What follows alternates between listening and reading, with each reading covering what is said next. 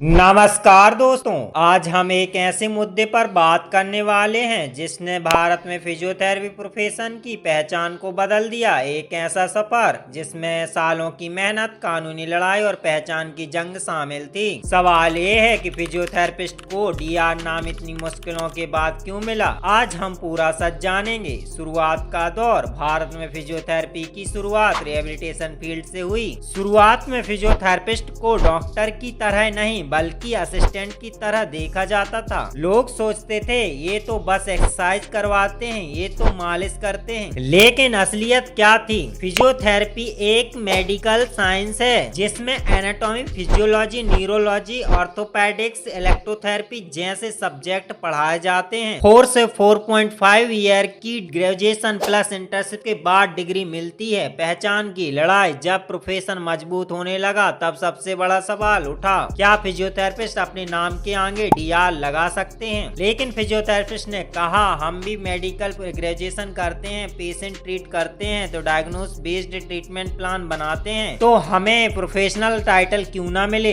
Education और legal status. Bharat के कई यूनिवर्सिटीज में बैचलर ऑफ फिजियोथेरेपी बीपीटी और master of physiotherapy MPT degree दी जाती हैं। कई राज्यों में फिजियोथेरेपिस्ट को डॉक्टर ऑफ फिजियोथेरेपी के रूप में एकेडमिक रिकॉग्निशन मिला। लेकिन कंफ्यूजन अभी भी है, इसलिए क्योंकि इंडिया में अभी तक एक सेंट्रलाइज्ड नेशनल फिजियोथेरेपी काउंसिल पूरी तरह से लागू नहीं हुआ है। ग्राउंड रियलिटी की मुश्किलें। फिजियोथेरेपिस्ट को डीआर लिखने में आज भी कई प्रैक्टिकल दिक्कतें आती हैं, जैसे कुछ हॉस्पिटल अलाउ नहीं करते, कुछ डॉक्टर अपोज करते हैं, पेशेंट कंफ्यूज हो जाते हैं। लीगल क्लैरिटी हर राज्य में अलग है, इसलिए कई फिजियोथेरेपिस्ट अपने नाम के साथ लिखते हैं doctor PT name BPT empty, ताकि साफ रहे कि वे फिजियोथेरेपी डॉक्टर हैं, एमबीबीएस नहीं। असली संघर्ष। यह सिर्फ एक टाइटल की लड़ाई नहीं थी, यह पहचान की लड़ाई थी, सम्मान की लड़ाई। फिजियोथेरेपिस्ट ने सालों तक अवेयरनेस कैंपेन